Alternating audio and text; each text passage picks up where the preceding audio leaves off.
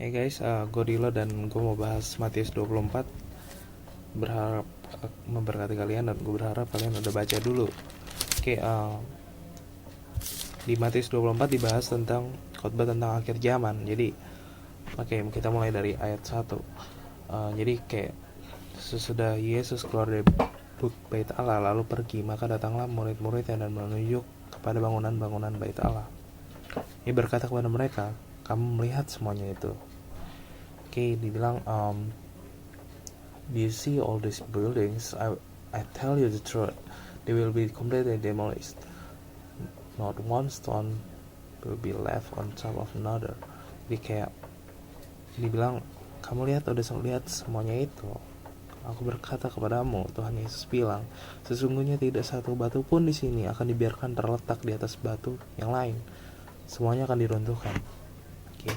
Dan ketika Yesus duduk di atas bukit Zaitun, datanglah murid-muridnya kepadanya untuk bercakap-cakap. Jadi murid-murid datang kepada dia dan dia datang untuk bertanya, dan dia bilang, tolong deh Tuhan, katakanlah kepada kami bila manakah itu akan terjadi. Jadi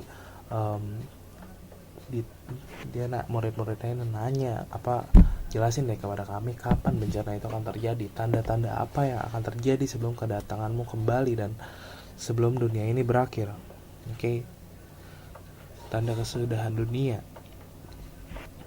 Jawab Yesus kepadanya, waspadalah. Jadi ini nggak penting gitu loh. Ini nggak penting kalian mau tahu kapan kiamat dan emang kapan sih, dan tanda-tandanya nanti kiamat kayak gimana sih. Kiamat nanti bakal ada orang berapa orang yang mati sih, atau berapa gedung yang hancur sih, atau segala macam dan segala macam. So ini nggak penting gitu. Yang penting adalah kalian sendiri yang sekarang kalian jalanin hidup kalian. Jangan sampai nanti pas di akhir zaman kalian cuma bisa bilang nyesel dengan semua ini. Oke, makanya Tuhan bilang waspadalah, berjaga-jagalah. Hendaklah kalian berjaga-jaga supaya kalian nggak tersesat, kalian nggak tertipu. Oke. Dan sebab banyak banget bakal banyak banget orang yang datang dan memakai nama Tuhan Yesus dan berkata, akulah Mesias, I'm the Messiah. Oke. Dan mereka akan menyesatkan banyak orang. Kamu akan mendengar deru perang atau kabar-kabar perang, namun berawas-awaslah, jangan kamu gelisah. Jadi you will hear bilang you will hear gitu. Jadi kayak you will hear of wars and threat of wars, but don't panic. Yes, these things must take place, but the end won't follow immediately. Gak usah diikutin itu, gak usah dibikin gelisah, karena because semuanya itu harus terjadi, tetapi itu belum kesudahannya. Bilang nation will go to war against nation and kingdom against kingdom. There will be famines. Bangsa akan, jadi kayak bangsa akan bangkit melawan bangsa, kerajaan melawan kerajaan, dan segala macam. Tapi akan ada kelaparan dan gempa bumi di berbagai tempat.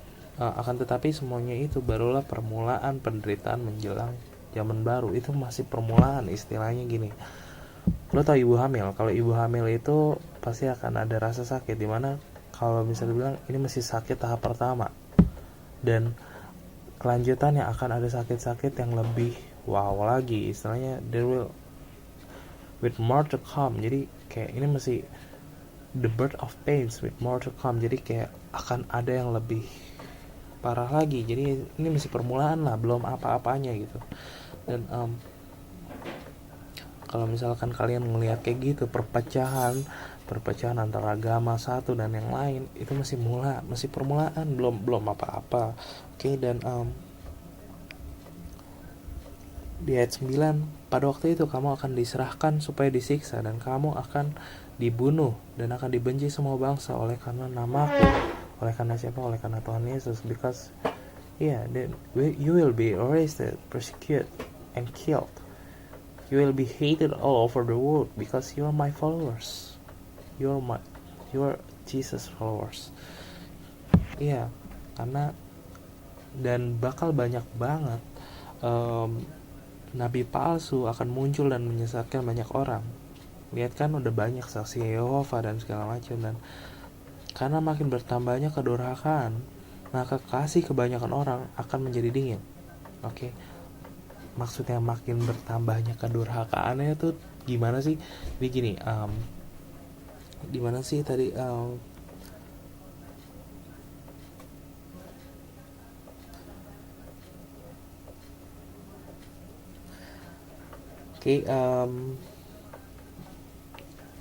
dari 10 sebenarnya kayak banyak orang akan murtad dan mereka akan saling menyerahkan dan saling membenci. Jadi istilahnya kalau kalian kenal nih orang Kristen yang kelihatannya orang baik gitu loh, kalian taunya dia orang yang wow hidup dalam Tuhan dan segala macam, dan jangan kaget gitu,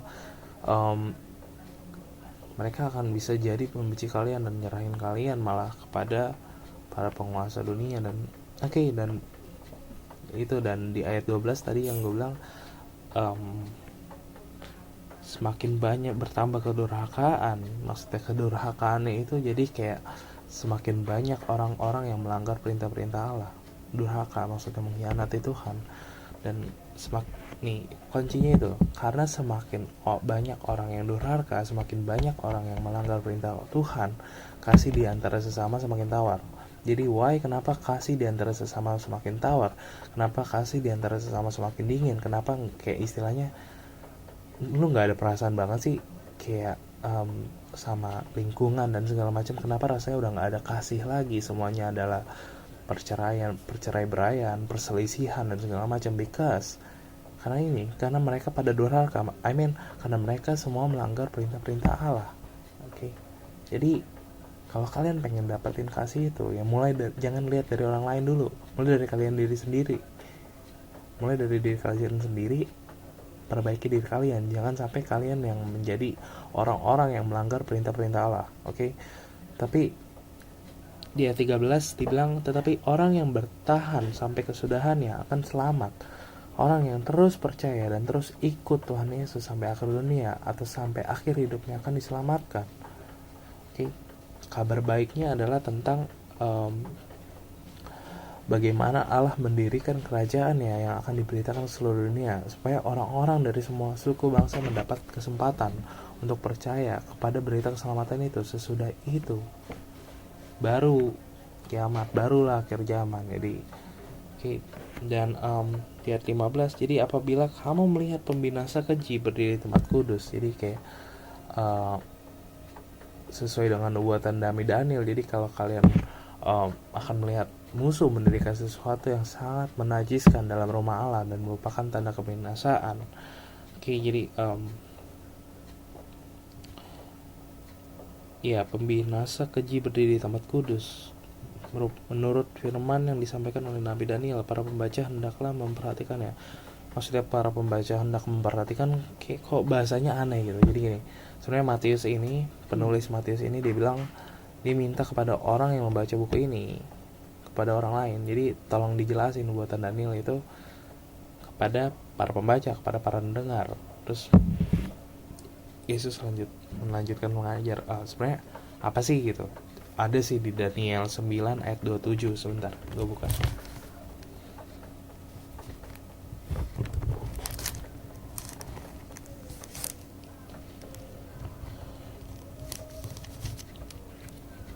Sebentar.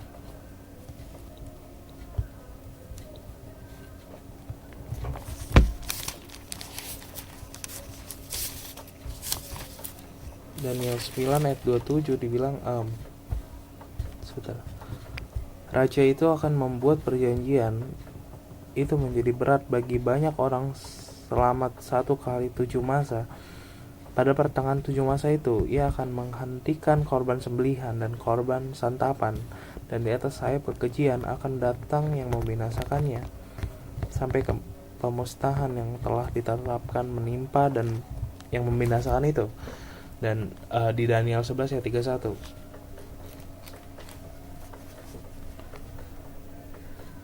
Tentaranya akan muncul, mereka akan menajiskan tempat kudus. Benteng itu menghapuskan korban sehari-hari dan menegakkan kekejian yang membinasakan.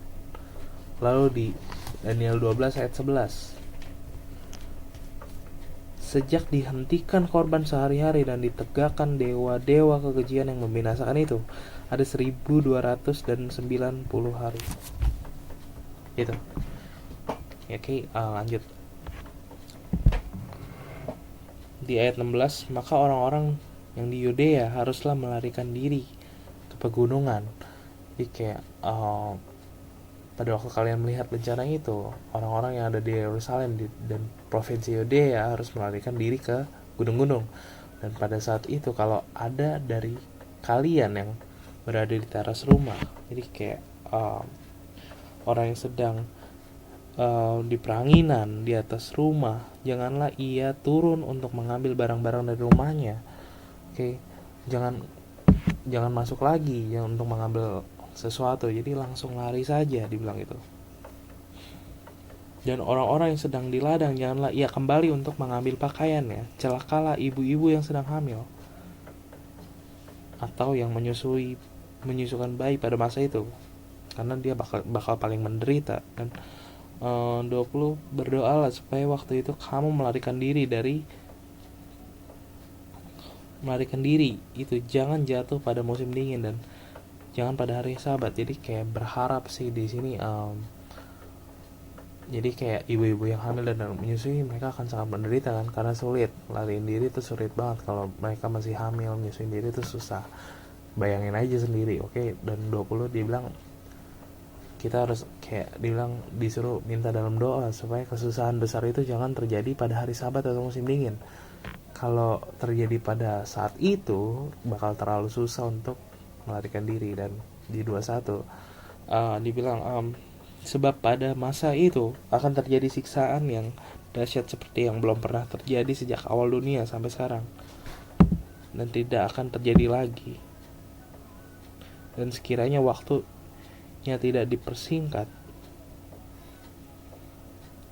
maka dari segala yang hidup tidak akan ada yang selamat.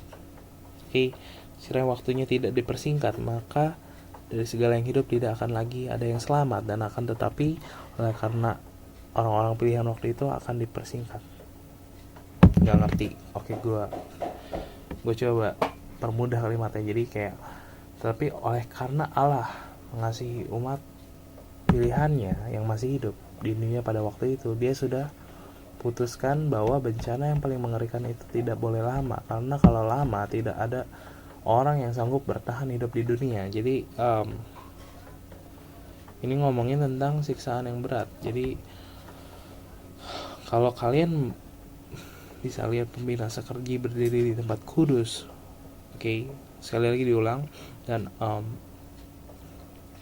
kalau kalian udah ngeliat semua udah bener-bener kacau gitu, kalau kalian melihat tanda-tanda ini, hendaklah kalian berlari ke pegunungan. Gak ngerti kenapa ngomongnya lari ke gunung, gak ngerti maksudnya apa. Dan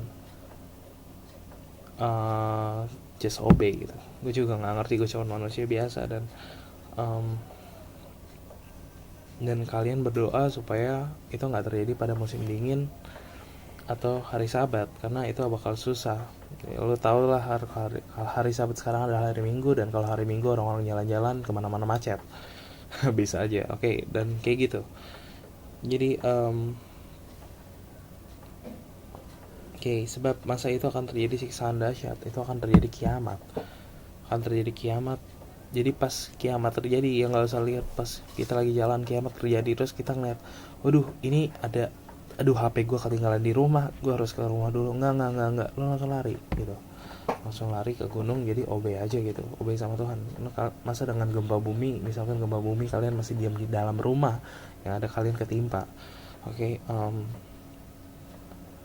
Dan kejadian itu ini benar-benar dahsyat, dan kayak semacam kiamat ini benar-benar terjadi, dan sebelum-sebelumnya itu nggak pernah terjadi. Jadi ini ceritanya adalah kiamat ini adalah penderitaan yang paling kejam, penderitaan yang bukan kejam sih ngomongnya, ya bisa dibilang itu penderitaan yang paling dahsyat, yang penderitaan yang paling parah, penderitaan yang paling worst.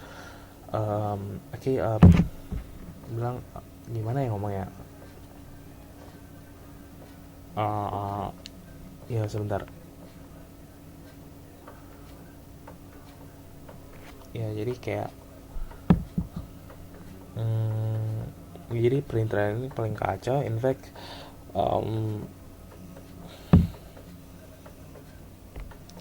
siksaan ini belum pernah terjadi. For there will be greater anguish than at any time since the world began, and it will never be so great again. Jadi kayak ini bakal terjadi cuma sekali seumur hidup. In fact, unless the time of calamity is shortened, not a single person will survive, but it will be shortened for the sake of God chosen ones. Maksudnya penderitaan ini bakal terjadi parah banget, tapi kalau penderitaan ini dibiarin terus menerus, maka semua orang akan binasa, nggak akan ada yang kuat. Tapi karena Tuhan udah ngeliat orang-orang yang dipilih sama Tuhan, karena Tuhan udah melihat orang-orang yang dibilang layak masuk surga, layak di mata Allah, karena Tuhan melihat itu, makanya penderitaan ini dipersingkat supaya nggak semuanya meninggal, nggak semuanya mati. Dan akhirnya ya karena orang-orang pilihan itu. Dan pada waktu itu juga di ayat 23, jika orang berkata kepada kamu, lihat Mesias ada di sini atau Mesias ada di sana, jangan kamu percaya. Sekali lagi, kalau ada yang ngomong Mesias di sini, Tuhan Yesus ada di sini, Tuhan Yesus ada di sana, Tuhan Yesus ada di Bandung, Tuhan Yesus ada di Bogor, nggak usah percaya. Oke?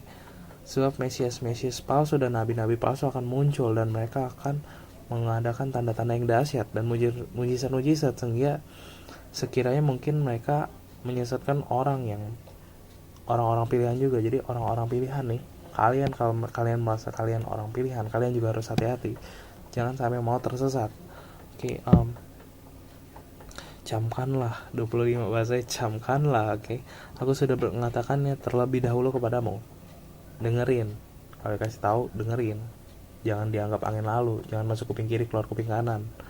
Jadi apabila orang yang berkata kepadamu, lihat ia ada di padang gurun, janganlah kamu pergi ke situ. Atau lihat ia ada di dalam bilik, janganlah kamu percaya.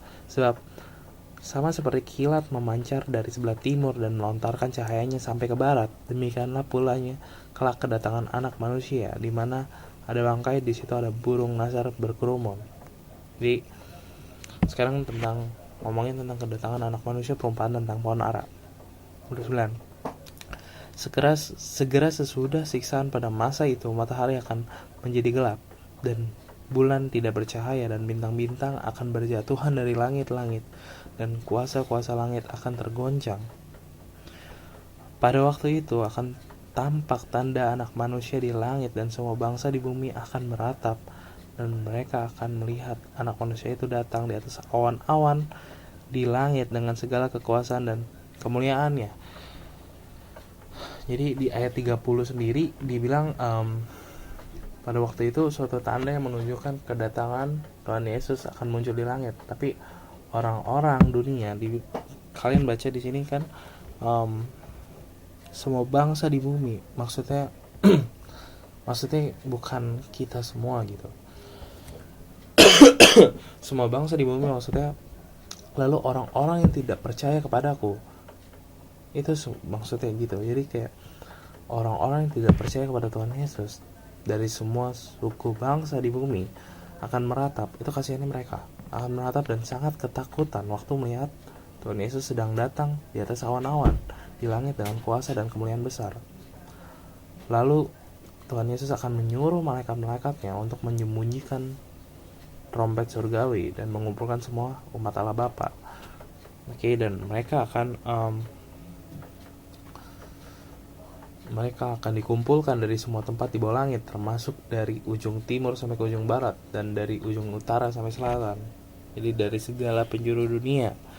Dia akan menyuruh malaikat-malaikatnya meniup sangkakala yang dahsyat bunyinya.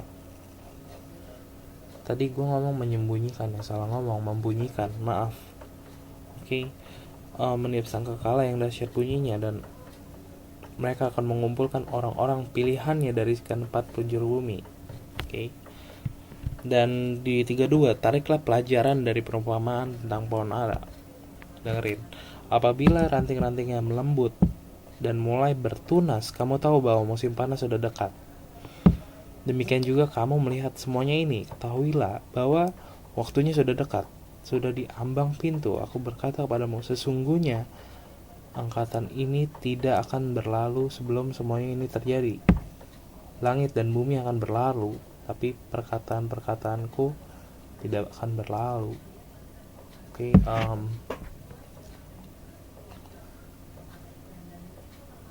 semua tanda itu akan terjadi.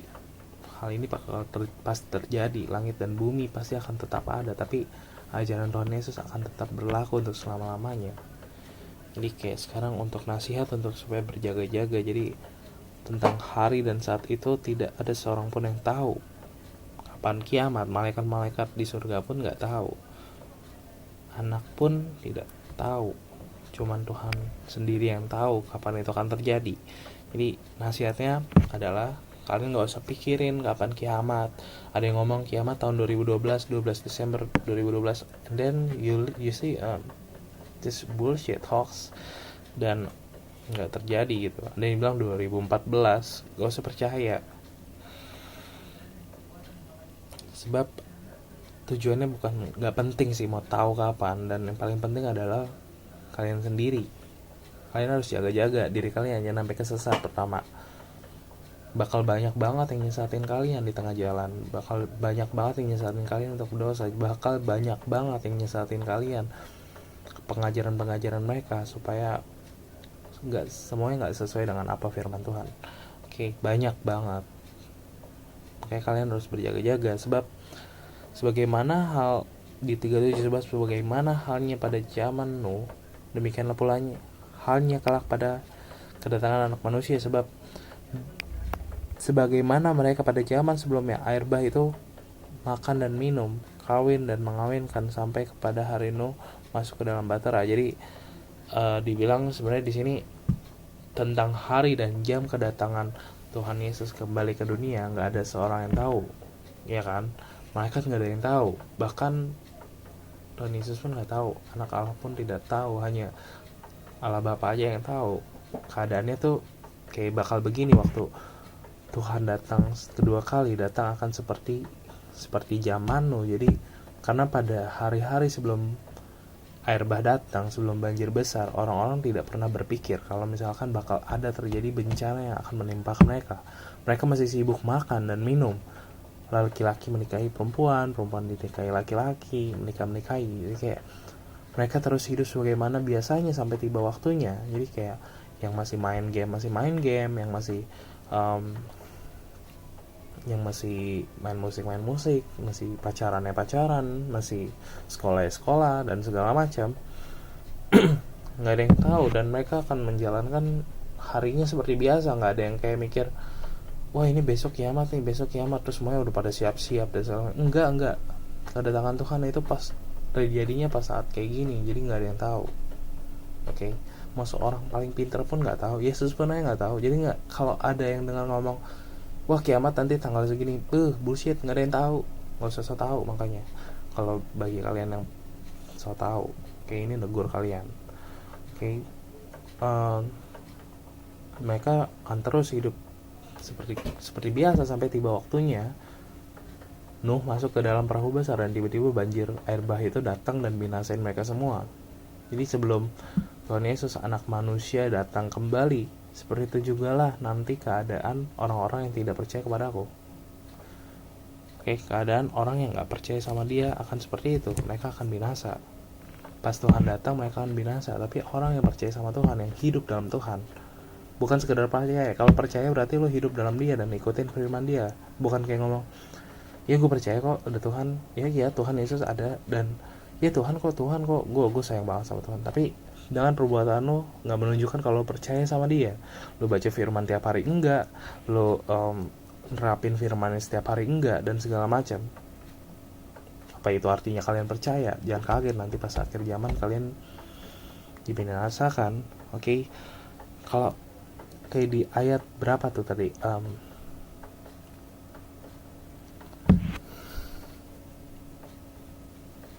itu ya 39 ya. Sebelum air bah datang dan melenyapkan mereka semua, demikianlah pulanya hal kelaknya pada kedatangan Anak Manusia. 40 pada waktu itu, kalau ada dua orang di ladang, yang seorang akan dibawa dan yang lain akan ditinggalkan. Jadi kalau ada dua orang nih di ladang, satu diangkat, kayak Left Behind filmnya. Nggak tahu, padahal gue nggak pernah nonton Left Behind. Oke, satu diangkat dan satu lagi ditinggal. Jadi dua orang tiba-tiba hilang satu orang. Mistis juga. Oke, dan kalau ada dua orang perempuan sedang memutar batu kilangan, yang seorang akan dibawa dan yang lain akan ditinggalkan. Ya, jadi kayak batu kilangan apa sih?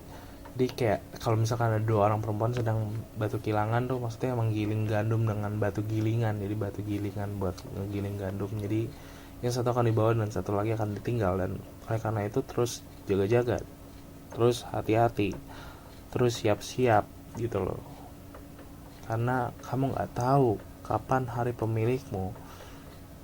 Kamu nggak tahu kapan Tuhan Yesus datang kembali. Jadi di ayat 43, tetapi ketahuilah ini, jika tuan rumah tahu pada waktu mana pada malam hari pencuri akan datang, sudahlah pasti ia berjaga-jaga dan tidak akan membiarkan rumahnya dibongkar. Ya nggak? Kalau misalkan, ya bayangin aja kalau misalkan ada seorang orang yang punya rumah gitu, tuan rumah istilahnya, dan pada malam hari kalau dia tahu bakal ada pencuri yang datang dan bakal malingin dia pasti bakal jaga-jaga dong. Terus sih membiarkan, nggak bakal biarin rumahnya dibongkar.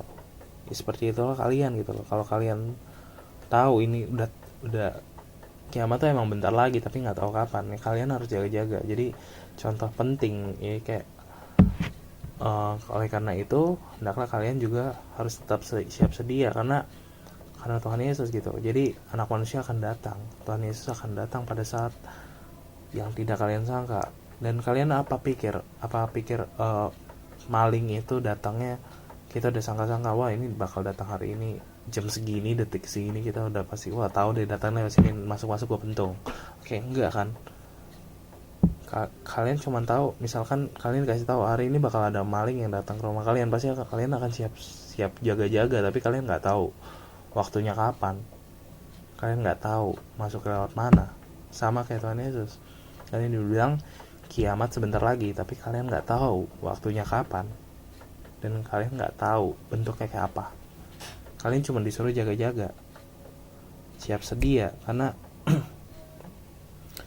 siap sedia maksudnya gimana sih? Ya siap sedia pertama jangan sampai tersesat sama ajaran palsu, dan siap sedia keep your life in Jesus. Jangan sampai kalian tersesat, lakuin dosa, jadi orang yang gak baik. Oke. Lanjut, perumpamaan tentang hamba yang setia dan hamba yang jahat. 45. Siapakah hamba yang setia dan bijaksana yang diangkat oleh tuannya atas orang-orangnya untuk memberikan mereka makanan pada waktunya? Berbahagialah hamba yang didapati tuannya melakukan tugasnya itu ketika tuannya itu datang. Jadi buktikan bahwa kalian masing-masing adalah hamba Tuhan Yesus yang setia dan bijak. Jadi kalau kalian seorang pemilik tanah berpergian, tentu salah satu hambanya yang setia dan bijak akan dipercayakan tugas khusus, yaitu memberikan makanan kepada hamba-hamba yang lain pada waktunya. Tapi kalau tuannya datang dengan tiba-tiba, terus dia ngeliat bahwa dia sedang melakukan tugasnya dengan baik, tentu tuannya akan sangat senang sekali kepada hamba itu dan memberkatinya. Ya enggak?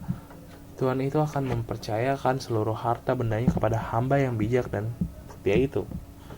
Tapi kalau hamba yang ditugaskan adalah orang jahat, dia akan berkata dalam hatinya, ya elah, Tuhan saya bakal pulangnya masih lama kok, Tuhan datangnya masih lama, kiamat masih lama kok.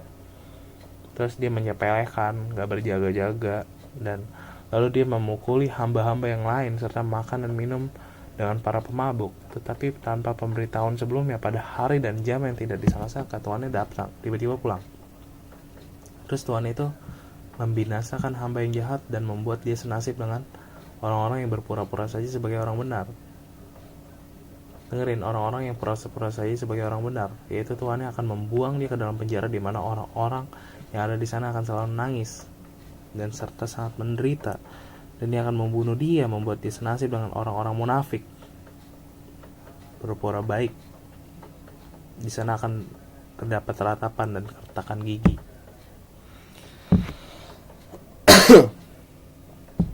Ya enggak? Jadi sekali lagi, tentang hamba yang setia dan hamba yang jahat itu adalah aplikasinya ke kita.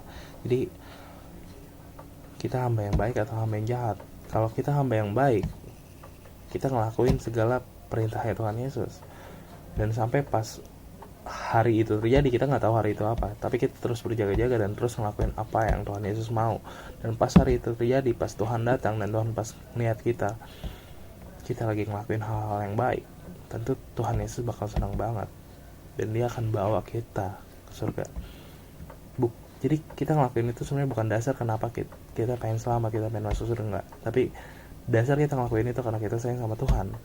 Kita sayang sama Tuhan Yesus because dia udah terlebih dahulu menyayangi kita, dia terlebih dahulu menebus dosa kita. Tapi dimana orang yang nggak tahu diri, orang yang udah diselamatin tapi dia tetap ngecewain Tuhannya, jadi kayak udah dipercayakan tugas-tugas yang besar, tapi dia tetap melakukan dosa, tetap jauh sama Tuhan, tetap egois, tetap hidup atas semaunya diri sendiri.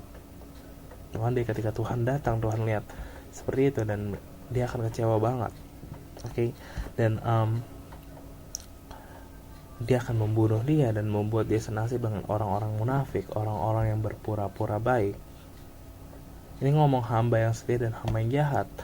Ngomong hamba istilahnya ngomongnya udah adalah orang Kristen, orang yang udah ikut gereja, orang yang udah kenal siapa Tuhan, orang yang udah ikut pelayanan.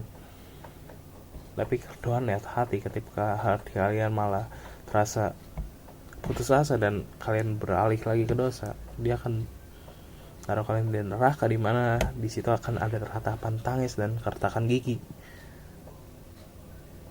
Sama aja kalian kayak orang-orang munafik, kelihatannya baik, kelihatannya ke gereja, kelihatannya pakai orang kalung salib dan segala macam, tapi you're nothing.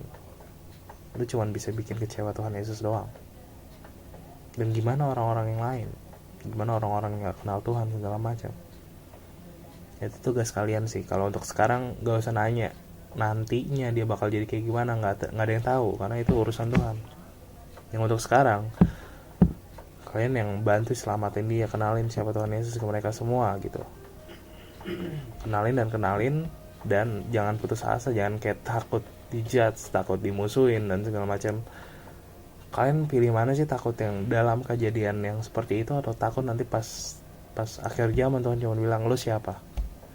Karena gue ngedengar tangisan orang-orang di sekelilingnya yang di neraka, yang waktu hidup lu nggak ngenalin siapa Tuhan Yesus ke mereka, lu nggak bawa mereka ke Tuhan Yesus, dan sekarang mereka udah masuk neraka dan mereka nangis, dan Tuhan Yesus mendengar suara nangis mereka dan bilang, kenapa lu nggak bawa mereka ke dalam Tuhan Yesus? Kenapa lu takut untuk kenalin mereka ke Tuhan Yesus?